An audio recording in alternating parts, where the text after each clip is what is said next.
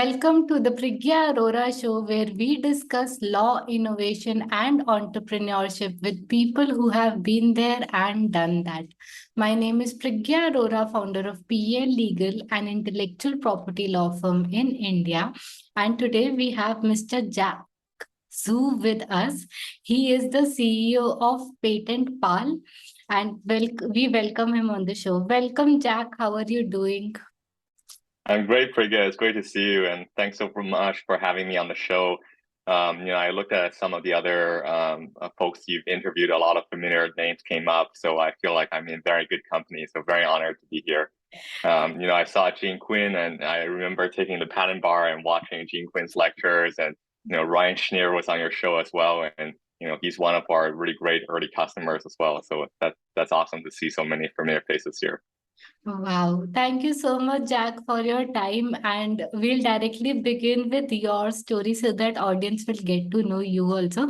So please tell us your story and how did you become the person you are today? Yeah, so I grew up playing a lot of computer games, probably more than I should. I didn't realize like this was kind of an uncommon thing until much later in my life, but I was I think very early on, as soon as computers came out, by chance, by luck, my family bought a computer, on one of their business trips. And so I had a computer as early as grade one, really.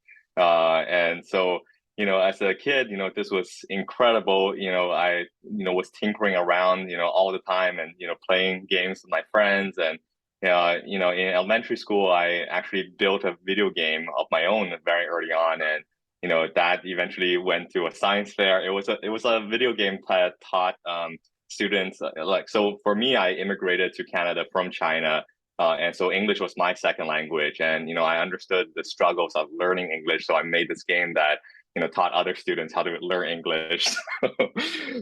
So that actually won, I think, a silver medal and some cash prize as well. So I was really happy at the time. But yeah, so I did my undergrad in computer science. It was actually an interdisciplinary studies on computer science, machine learning, artificial intelligence. It was a really unique program, actually, one of the first of its kind up in Canada at the University of British Columbia. So as I was exploring, this really fascinating field, my dad also had a background in programming. And so he always advised me, not to, get into programming as a job because you'll be staring at tiny lines of text all day long and, wear your eyes out. So I took his advice and I went through law school, and a few years later I became a patent lawyer, and every day I'm looking at tiny little lines of text. Anyway, so that was kind of funny. But yeah, so I did my law degree at Harvard, and then I came out to Silicon Valley right away. I was just really excited, especially given my tech background, to be at this intersection between law and technology. Yeah. So I started in patent litigation at White & Case, and then eventually switched focus towards doing more tech and less law to patent prosecution. And so as I'm doing the work in patent prosecution, a lot of the inspiration came about for PatentPal. And so far I've been building PatentPal for the last 4 years, and we recently launched our product, beginning of this year. And recently, we just as of last week had our first PatentPal patent approved by the U.S. Patent Office. Absolutely amazing. So it's a journey. I always think that people who are practicing in patent law, they are engineers first and then lawyers. So technology is very, very close to them, because I think engineering was our first field of education, and then we switch to law and sometimes back to engineering, because it's all engineering. I think when we apply, like especially in patent drafting and patent prosecution, 70% of our work is related to technology and only 30% is related to law. Yeah, exactly. That's exactly how I felt. So I know you had an engineering background before law, and that's the same story with a lot of patent attorneys. It's really quite a fascinating space to be in. With litigation, I would say patent litigation is about 50-50, technology and law. With patent prosecution, it's very much like 80-20, mostly technology, and 20% law. At least that's how I felt. And then with PatentPal, it's almost all technology, and then a little bit of law. Little bit of So luck. that's kind of been my journey. So, Jack, you have worked as a patent attorney into litigation, drafting, prosecution. You have like tasted waters of everything. So, what were your daily struggles, especially in drafting and prosecution, that you thought like, okay, technology is there and probably we can solve this problem using tech. So, what were your struggles at that time? Yeah, I was new young associate, right? And I really, there's a lot of being a patent attorney that I really love. I think it's really one of the best jobs out there. It has amazing hours. You have a lot of control over your time. I think it's actually really unique because even in the engineering world, not many engineers get to work with such a wide spectrum of new technologies. I don't think many other professions really have such a interesting lens on the world of innovation as a Yeah. patent attorney actually have. So that's really fascinating. I love that about my job. I really enjoyed claim drafting as well. I think that's a really deep lawyerly art. When it comes to the spec drafting, and I don't think this is at all a secret in your profession, there's quite a lot of mechanical writing involved, right? And I did a lot of spec drafting.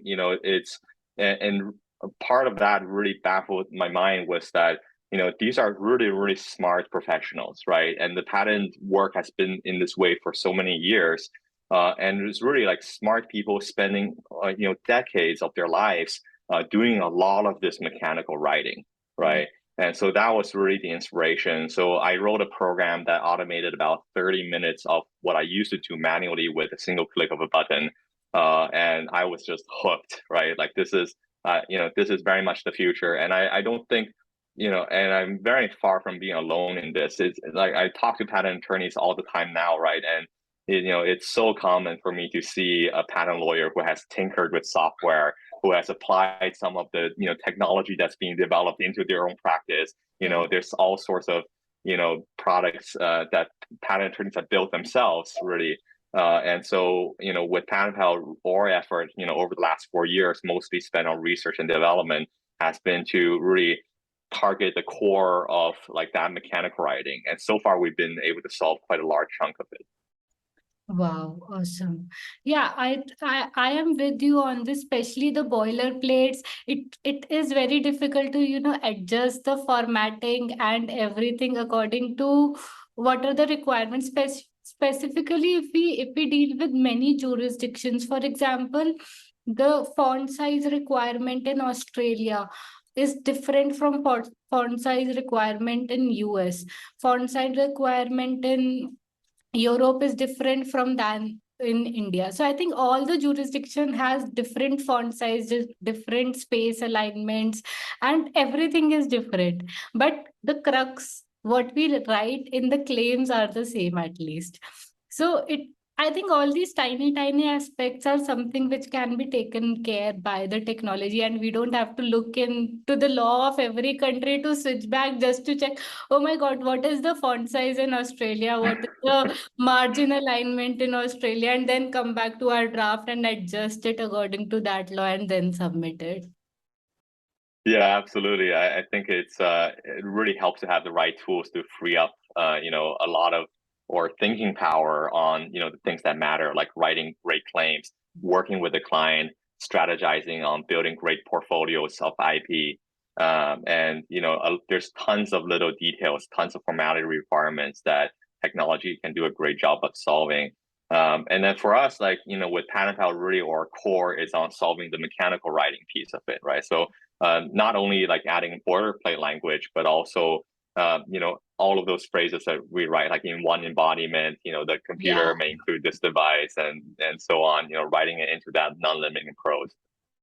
And another thing that comes to my mind is like when we teach patent drafting to people, we have to tell them, okay, we can use this language of may instead of is. Instead of the present language. So if we have tools Hmm. like this, at least they'll read the application and they'll know we have to use the language consisting can or may instead of the general English terms that we use in the essays and everything. Yeah, for sure. It's a certainly a great learning tool, and I've had emails from very long emails from law students who have been playing around with tool and finding it helps them write better claims and also gives them good guidance on how to write the specification. Correct. So, Jack, can you give us an overview how automation helps in patent drafting? Yeah, so I mean, I think the most obvious factor, right, is that it's an efficiency tool. It automates the work, so it saves the lawyer quite a bit of time. But I think the real value of it's not so much what the software is doing, but it's what it's enabling the lawyer to do. At the end of the day, what an efficiency tool does for the lawyer is it improves the quality of the attorney hour. So that hour that the lawyer spent is, if it's not spent on doing mechanical writing, it's spent on doing the other things that matter, right? Talking to the client, strategizing, claim drafting, writing the key embodiments, describing the alternate embodiments, and being really creative about how to frame the intellectual properties to give it the most scope and the most protection, right? So, I think one of the misconceptions about automation that our industry sometimes is concerned about is like, is this going to, reduce the price of, lawyerly work, right? I actually don't think that's necessarily the case. As part of increasing the quality of the attorney hour, it means that lawyers are now producing higher quality legal products. That means a faster time to production, right? Being able to draft more quickly, being able to get a patent on file more quickly, being able to write patents that meet the formality requirements more consistently, higher quality patents overall. This ends up being a superior legal product that actually would command a higher price on the marketplace. Correct. And Jack, I also think a product like these help in the sense like sometimes we tend to miss stuff, like something we have explained in the claims, but probably some small element we'll miss to explain in the drafting. But if we have tools like this, it will make sure that every element is explained properly in the specification. Yeah, exactly. It just kind of takes care of a lot of that 112 written disclosure support for the claims. I think you made a good point about that because that can be it's easily fixed, right? But it's one of those things that can be a headache in prosecution. You cannot add new subject matter after you file a patent application. And certainly you don't, if you can, you want to avoid a conversation with the examiner to explain why this claim element is in fact supported, right? That's just time that is, that could be spent, more productively to move the patent application forward in the prosecution process. Correct. So, Jack, currently, I also think that most of the tools which are available, they focus on specification or proofreading or drafting specification, helping the attorneys. Do you think that the future is like AI could help us draft claims as well? And all the, like, if we tell some of the elements properly, then the claims are also drafted. The reason I'm asking again is the interoperability, because, for example, the CRM claims, which we say computer readable medium claims, they are valid in US, but in India, we cannot file them. We have to file them as a product or a process claim only. So because the jurisdictions are different, so do you think that in future AI would be able to help us with the jurisdictions or drafting of claims and things like that? Yeah, so yes and no, right? So, I think yes, in the sense that, like, first of all, in today's world, there are many of the tools, including PatentPal's tools, already are helping with claim drafting, right? I think claim mirroring is a pretty common, software feature where it takes one claim set and it generates similar, equivalent claim sets, but casted in the framework of a CRM claim or a method claim or a system claim. With a PatentPal tool, one of the feedback we get from customers is that, if you write a really great set of claims, PatentPal will help you save a lot of time on writing the specification. So it actually very interestingly incentivizes the drafter to put more focus on the claims because they no longer have to, spend the same kind of time on the spec. And so that has actually led to users really going into the claims, fleshing them out more, spending more time on the dependent claims, and writing better, higher quality claims overall. So tools are already helping with claim drafting. Whether AI can, for example, generate claims, right? I think that certainly is possible, at least at a basic level, Yeah. right? So I don't think it's that far from the future that an AI tool can really dig in and understand the substance of a disclosure document and put together some basic claim as a starting point for the lawyer to work with, right? But ultimately, I think claim writing is, having done it myself, is a very deep lawyerly art. It requires an understanding of the competitive landscape. It requires an understanding of the client's business interest. It requires an understanding of the technology itself and competitive technology and the prior art. It requires an understanding of the case law on very, very esoteric and minute, issues of specific language in the claims. You need to think about it from, an artisan's perspective of how to structure the claims in a way that gives you fallback positions and give you the maximum defensibility, right? There's a lot of world knowledge and human expertise and creativity that goes into claim writing. Yeah. So, I think there, at least, for the foreseeable future, I imagine there will always be a very critical human and lawyerly component to claim drafting.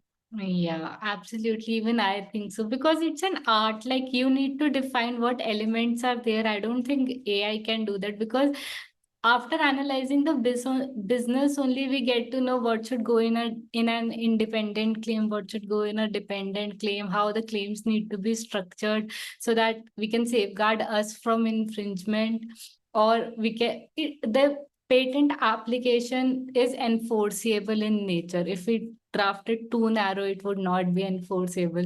So I think all those aspects attorneys need to take care of. Yeah, absolutely. Yeah. Yeah. So, Jack, generally looking at the cost benefit analysis for the AI tools currently, do you think MSME market and small businesses are very open to accepting it, or what kind of costs? Like, are they willing to spend on AI tools because they have been doing this work manually since a long, long time? So, are they very open to incorporate AI power tool? Because I think there are some traditional law firms which do not want to switch. Like even if we tell them that there is technology available, they'll say from 50 years we have been doing this work since like this, and in future also we can do this. So do you think you get to listen to these conversations a lot, or is the market very open to acceptance of AI powered tools? Yeah, no, this is really fascinating because, I think, there is, I've definitely encountered this and I definitely see a component where, many lawyers are, just a little bit embarrassed about letting other people know that they use AI to help them, write legal documents, Yeah. and I think it's really just a matter of time before the question is not like, are you using AI tools to like, why aren't you using AI tools, Yeah, right? absolutely. Uh, and so what I've seen so far with how some of the customers have discovered PatentPal is actually, there's one story where there's, another lawyer at the firm who is somehow producing just an inhumane amount of legal work products, and that gave a signal to another lawyer to really think about it as, something is something is happening there, right? Like it's not possible for humans to be this productive, right? And so like that person actually did a very deep Google search on PatentPal, not on PatentPal, but AI drafting tools in general, and eventually came across PatentPal. And at the time, we're very low on the SEO rankings, right? We're much higher now. But he was very motivated actually to find an AI tool to help him be more productive and be a better, lawyer. So, I think it takes time for this to happen, for lawyers to come around to it. Certainly lawyers today are not going around and showing the world, check out, this cool tool that I'm using. But I think at a certain point, that switch will flip over. And I think another thing that often is misunderstood is that really what this product is enabling is not just the savings on cost and efficiency, but it's really opening up new markets that wasn't possible before, right? You mentioned about cost to startups and small, medium-sized enterprises. You know, when I was working at a firm, I remember like trying to bring in new startup clients, and 8 out of 10 startups I spoke to could not afford a fees, right? So if you're a bootstrap startup, if you're early stage pre-seed startup, you're not going to want to pay the price of a car to get a patent on file. You just don't have the budget for it, right? But if what our product is enabling is in the future where law firms can sustainably produce patents at a price point more along the lines of like a price of an iPhone, right? And suddenly this becomes way more affordable, and it's still sustainable and profitable for the firms to service.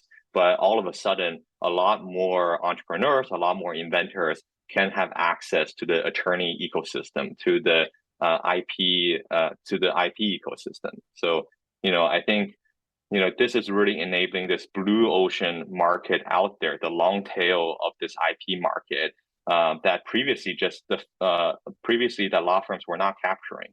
Yeah. And listening to all this, I am worried that whether people are going to come to us just for claim drafting. No, you draft the case and we'll do the specs.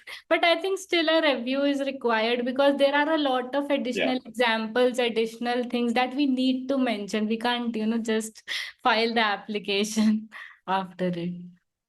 Yeah, exactly. Like at the end of the day, I don't think AI tools will replace lawyers. I think that answer is very clearly no.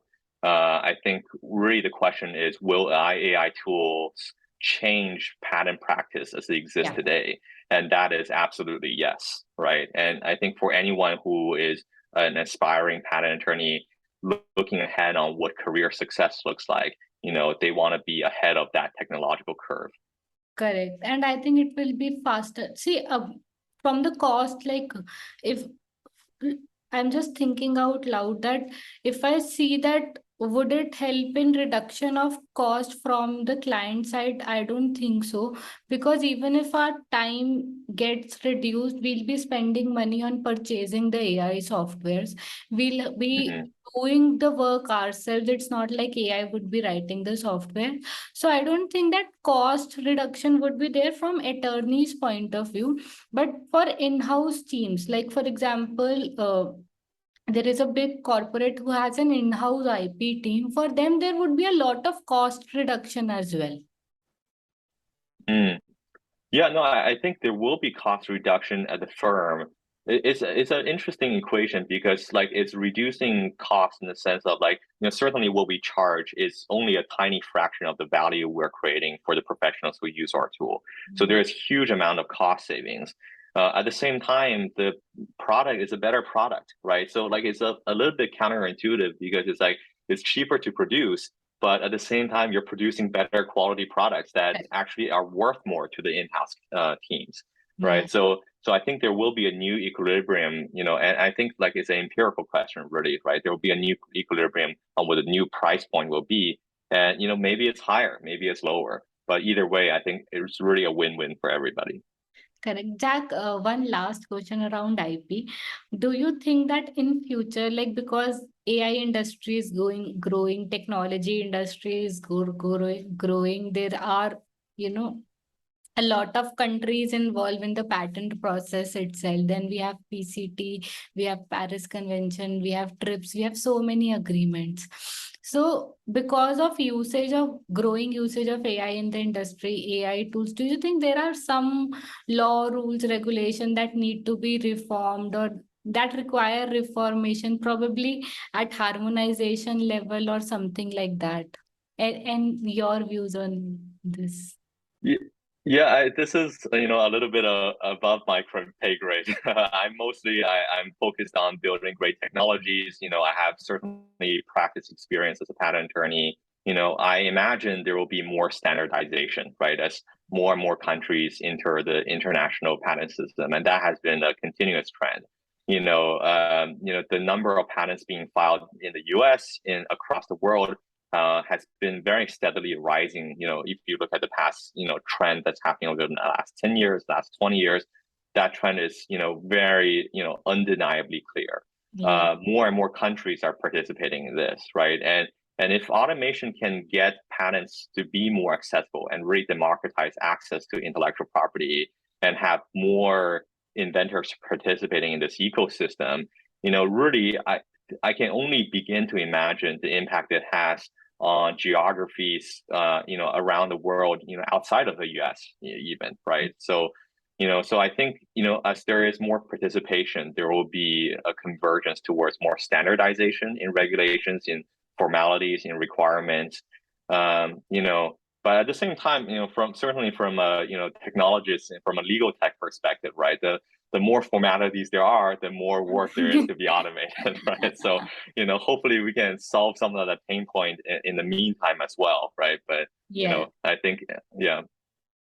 That is a great answer. The more things we need to comply with, the more technologists have, like, more problems to solve. Right, more mechanical work to automate. Perfect.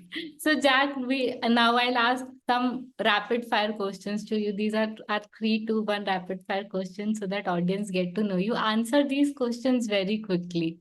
3 things you are grateful for.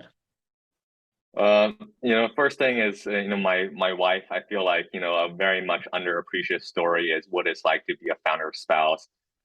Second thing is, the community around me. I am a solo founder, but there is a tremendous amount of people around me, my friends, my advisors, my investors. All of my early customers, who have supported me along the way and made PatentPal to what it is today to make that possible. And finally, like, a personal note, right? If anything, like, just being able to realize the product we have today has been an extremely fulfilling and rewarding journey. And really starting PatentPal, that was my main goal, was to be able to, build this thing, that I have come to love, that is really truly my, my baby at the moment.